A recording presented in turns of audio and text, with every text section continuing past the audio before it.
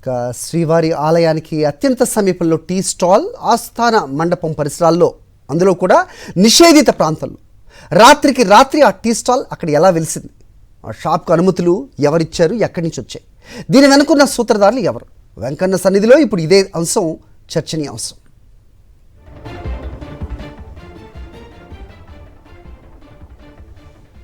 గతంలో భద్రతా కారణాలను చూపిస్తూ ఇదే ప్రాంతంలో ఉన్న హోటళ్లు, దుకాణాలను టీటీడీ పూర్తిగా తొలగించేసింది.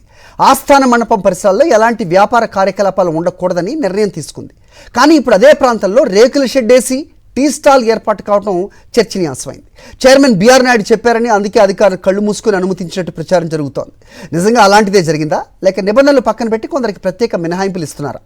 ఆశ్చర్యకరమైన విషయం ఏంటంటే టీటీడీ రెవెన్యూ విభాగం స్పందించట్లేదు, విజిలెన్స్ అధికారులు కూడా నోరు మెదపట్లేదు, భద్రతా విభాగం కూడా మౌనం పాటిస్తోంది.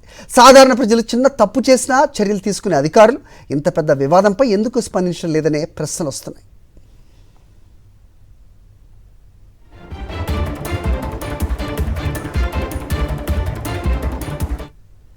ఇదే అంశంపై అప్డేట్స్ మా కరెస్పాండెంట్ ప్రసాద్ అడిగి తెలుసుకుందాం. ప్రసాద్, చెప్పండి. సో ఇదివరకు ఉండే వ్యాపార సముదాయాలన్నింటినీ కూడా నిబంధనల పేరుతో తొలగించేశారు. ప్రస్తుతం ఇక్కడ రాత్రికి రాత్రే ఈ టీ స్టాల్ ఎలా వెలిసింది? ఎవరు ఎందుకు స్పందించట్లేదు?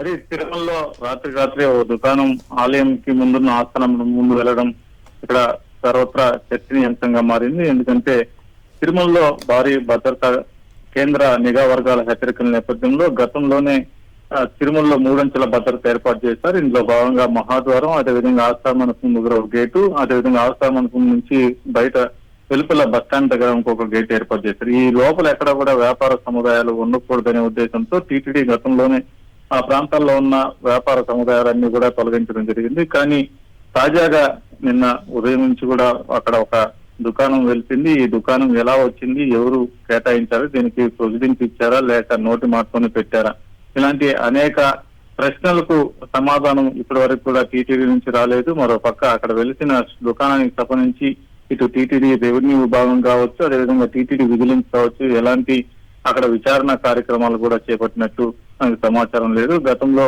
అనేక దశాబ్దాలుగా తిరుమలలో దుకాణాల కోసం కాళ్ళు అరిగిపోయేలా తిరుగుతూ నిర్వాసితులు కావచ్చు, అదే తిరుమలలో స్థానికులు కావచ్చు కాళ్ళు అరిగిపోయేలా కూడా తిరుగుతూ ఉన్న పరిస్థితి ఉంది. వాళ్ళు ఎవరికి కూడా కేటాయించకుండా తాజాగా ఆ ఆస్థాన మండపం దగ్గర కేటాయించిన షాపుకు సంబంధించి ఎటువంటి ప్రకటనలు కూడా ఇప్పటి వరకు సమాచారం కూడా ఇవ్వకపోవడం, అక్కడ ఎలాంటి అనుమతి పత్రాలు లేవని చెప్తున్నారు. దీని వెనక టీటీడీ చైర్మన్ బిఆర్ నాయుడు సూచనల మేరకే ఈ దుకాణాన్ని కేటాయించారనేది కూడా అక్కడ కొంతమంది చెప్తున్న పరిస్థితి ఉంది. మరి టీటీడీ ఈఓ కావచ్చు, టీటీడీ అధికారులు కావచ్చు, దీని మీద ఎలాంటి స్పందిస్తారు, ఏ విధంగా దీని మీద చర్యలు తీసుకుంటారు, లేదంటే తూతూ మంత్రంగానే చూసి చూడనట్టు వదిలేస్తారు అనేది ఎదురు చూడాల్సిన పరిస్థితి ఉంది. సరే, okay Prasad, thanks for the inputs.